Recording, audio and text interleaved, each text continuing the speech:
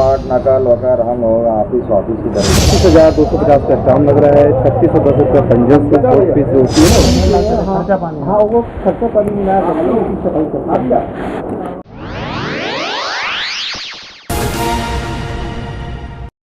Break के बाद आपका एक बार फिर स्वागत है हमारी इस खास पेशकश में।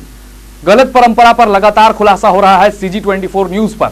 छत्तीसगढ़ के बनने के बाद यहां के रहने वाले लोगों की उम्मीदें जाग गई थी कि अब किसी सरकारी काम के लिए उन्हें किसी नुमाइंदे की जेब गर्म नहीं करनी पड़ेगी।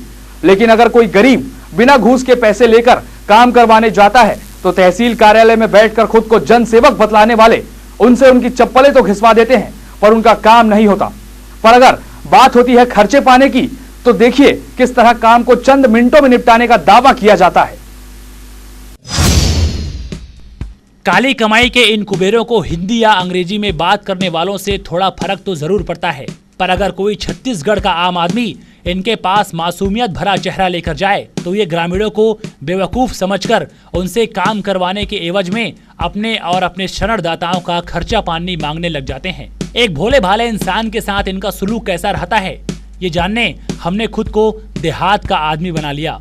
फिर देखिए काली कमाई कितनी फिक्रमंदी के साथ मांगी जाती है। आग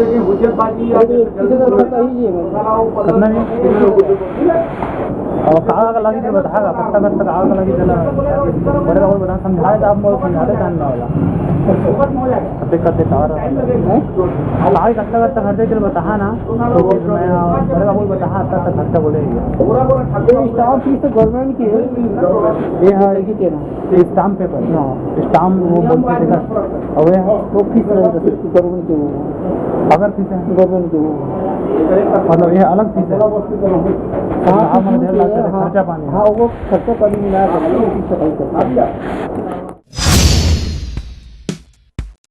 आम लोगों को बड़ी चतुराई से ये दस्तावेज लेखक अतिरिक्त रुपयों को खर्चा बतलाकर ऐंठ लेते हैं, पर इनसे हमने इस खर्चा पानी का हिसाब पूछा तो सुनिए किस तरह से ये ऐसे बन गए हैं जैसे इन्होंने आज तक एक पैसे की भी काली कमाई नहीं की हो।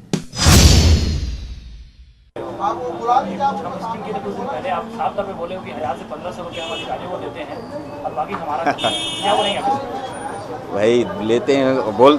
अब कोई बोले होंगे, मैं तो मेरे बोल रहा तो मैं तो था ही नहीं, विशाखापट्टनम में था। होली के 4 दिन पहले से, होली के 10 दिन पहले था। अब ऐसा कोई नहीं, आज जितने पत्रकार लोग आते हैं सारा चीज़ है। आप किसी से पूछ लीजिएगा कि मैं पैसा लेता हूँ देता हूँ किसी अधिकारी का, अधिकारी जो नहीं मैं लेते नहीं, मैं तो खुद रहता है। अभी मेरे भांजा जो मेरे भांजे का रजिस्ट्री है वो भी एक यानी यहाँ जो डिपार्टमेंटल है उसे पैसा नहीं बता देते हैं इनका रजिस्ट्री है, कोई पैसा नहीं। तो इन साहब के मुताबिक ये जमीन के कामों को करने के लिए एक पैसा तक खर्चा पानी के रूप में नहीं लेते हैं। वहीं ये रायपुर में न रहकर विशाखापट्टनम में रहने की बात कर रहे हैं, पर कैमरे में कैद हकीकत इनके इस बयान को सिवाय सफेद झूठ के और कुछ कैसे मान सकता है। हैरत की बात तो ये भी है कि ये बार बार खुद को मीडिया वालों का रिश्तेदार बतलाने में तुले हुए दिख रहे थे ताकि हम इनके पहुंच से डरकर इनके इस गोरख धंधे को भूल जाएं। तो ये थे एक और झूठे साहब। अब आइए पहले सुनते हैं कि जमीन के कामों में क्या क्या प्रक्रियाएं लगती हैं। राजधानी रायपुर के तहसील कार्यालय में जमीन का गोरख धंधे का मामला चल रहा है। हम अपने स्टिंग ऑपरेशन में आपको दिखाया किस तरह से यहाँ पे जमीन के काम के बदले में लोग पैसा कमीशन अपना काट के लेते हैं, अधिकारियों को पैसा उसमें से दिया जाता है। हमारे साथ कुछ यहाँ पे दस्तावेज लेखक मौजूद हैं जो लगातार काम कराने का दावा करते हैं, उनसे बात करते हैं। ऐसा आप बताइए यहाँ जो आप काम कराते हैं फॉर्मेलिटी क्या लगती है पूरी जमीन के मामले? जैसे B1 का रहे डाइवर्टेड जमीन है तो B1 का खसरा लगेगा, मतलब परिवर्तित भूमि का। जैसे एग्रीकल्चर है तो ऋण पुस्तक लगेगा, 13 कॉलम लगता है, पटवारी का तहसीलदार का सत्यापित किया हुआ लगता है। ये जो काम कराते हैं कि कुछ ऑथराइजेशन लेटर वगैरह आपको जारी होता है क्या उसके लिए? कौन सा लेटर जारी होता है? जो DR से लाइसेंस मिलता है ना। तो ये साफ तौर पर आप अपने टीवी स्क्रीन पर देख रहे होंगे, ये जो लेटर है ये जारी होता है इनके काम कराने के लिए। तो सुना आपने नियम क्या कहते हैं, पर आपको भी मालूम है कि अगर आप इस कंडीशन को पूरा भी करके इनके पास जाएं तो बिना ऊपरी खर्चे के आपका काम नहीं होगा। दस्तावेज लेखक राजेश दुबे के स्टाफ कामों के कमीशन का समझौता करते हैं, पर इस बात पर दुबे साहब का कहना है कि इन्होंने और इनके स्टाफ ने आज तक किसी को पैसे के लिए नहीं बोला है। अच्छा ये बताइए, काम के बदले में एक्स्ट्रा 3000 रुपए आप लोग लेते हैं? नहीं लेते, हम नहीं लेते। तो क्या जन सेवा करते हैं? नहीं जन सेवा नहीं, अरे जैसे मतलब अपना जो फीस बंधा हुआ है, जैसे मतलब नहीं उसी का टाइप कर लेते हैं अपन। नहीं आप ये कर्मचारी हैं ये तो मेरे कर्मचारी नहीं, मैं भैया मैं दस्तावेज लेखा हूँ मैं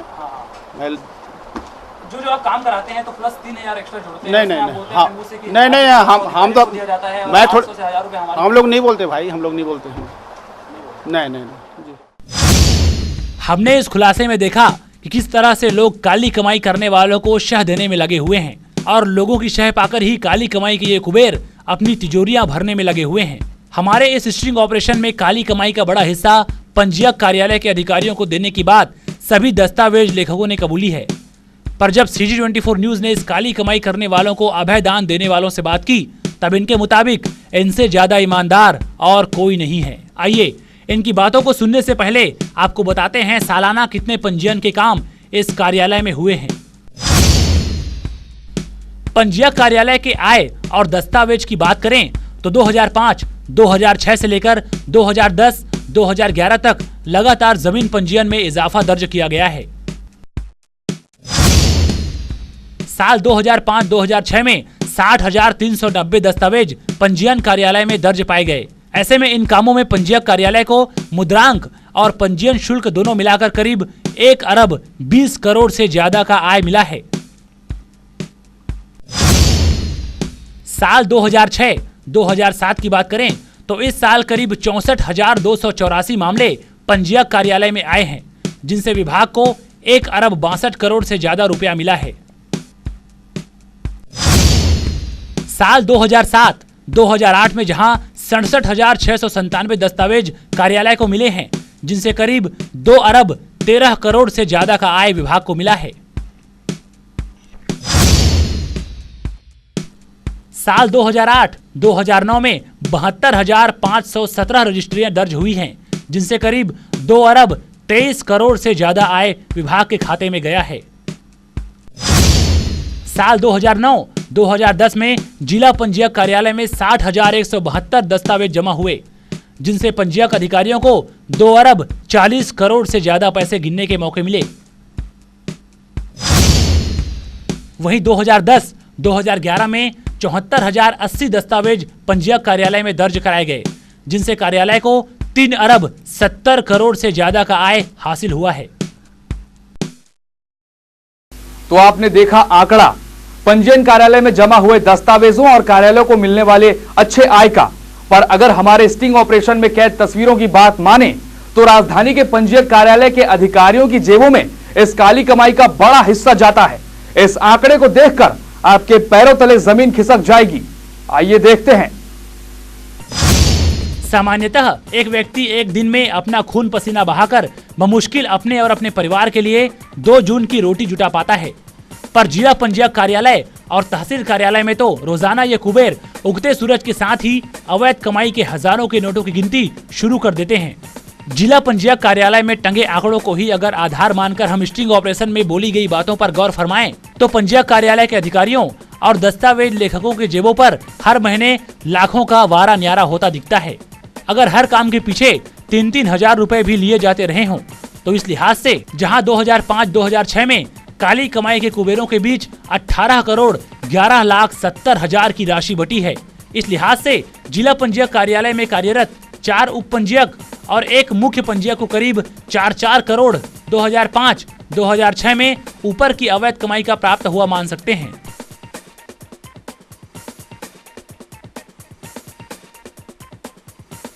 2006-2007 में 3-3 हजार के हिसाब से ही सही, पर जमीन के काम में इन्हें 19 करोड़ 28 लाख 52 हजार से ज्यादा रुपए मिले हैं। 2007-2008 में लोगों के पैसों पर नजर गड़ाने वाले इन कथित दलालों और अधिकारियों को करीब 20 करोड़ से ज्यादा पैसा बैठे बिठाए मिला है। काली कमाई के इस खेल में 2009-2010 में अधिकारियों को लगभग 18 करोड़ से ज्यादा रुपए मिले हैं। वहीं 2010-2011 में लगभग 22 करोड़ रुपए से ज्यादा पैसे अधिकारियों और कर्मचारियों के बीच बांटे गए हैं।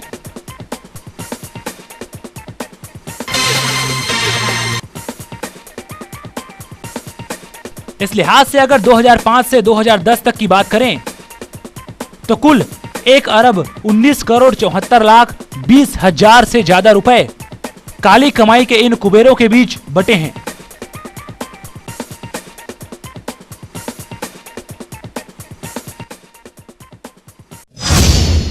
तहसील कार्यालय और जिला पंचायत कार्यालय के बाहर आपको रोजाना सैकड़ों लोगों की भीड़ अपने जमीन के कामों को कराने आते दिखी जाती होगी। ऐसे में जरा सोचिए कि अगर हर व्यक्ति से 3 से 4,000 रुपए सिर्फ खर्चा पानी के लिए लिया जाता होगा तो रोजाना कितनी मोटी कमाई अधिकारी और इस काम को करने वालों को मिलती होगी। इस स्टिंग ऑपरेशन के बाद हमने उनसे भी मुलाकात की जिनके ऊपर स्टिंग ऑपरेशन में दस्तावेज लेखकों ने उंगलियां उठाई थी, पर या तो पंचायत कार्यालय के अधिकारी हमसे आंख मिचौली करते रहे, जिसके बाद फिर देर सवेर कुछ अधिकारी कैमरे के सामने खुद को दूध का धुला बताने में लगे हैं। गवर्नमेंट की तरफ से एजेंट नहीं होता। ऐसा जो ये काम करते हैं उनका साफ तौर पर कहना है कहीं ना कहीं 3,000 रुपये एक्स्ट्रा लिया जाता है जो काम कराने वाले आते हैं उनसे। हाँ। और साहब को खर्चा पानी में दिया जाता है, ऐसा उनका कहना है। क्या जानकारी है? अब ये तो नहीं है, ये तो वही लोग बता पाएंगे कि ऐसा कैसे कह देते हैं, है ना।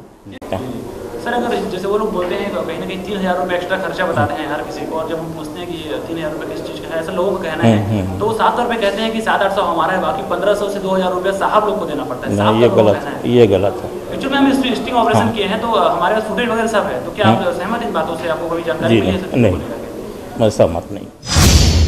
जमीन के मामलों में गोरख धंधे की बातें सामने आती ही रहती हैं, पर इस खुलासे के बाद कई सवाल हैं जो अनसुलझे हैं, जिनका जवाब सिवाय इनकम टैक्स विभाग, सरकारी अधिकारियों और मंत्रियों के अलावा किसी के पास नहीं है।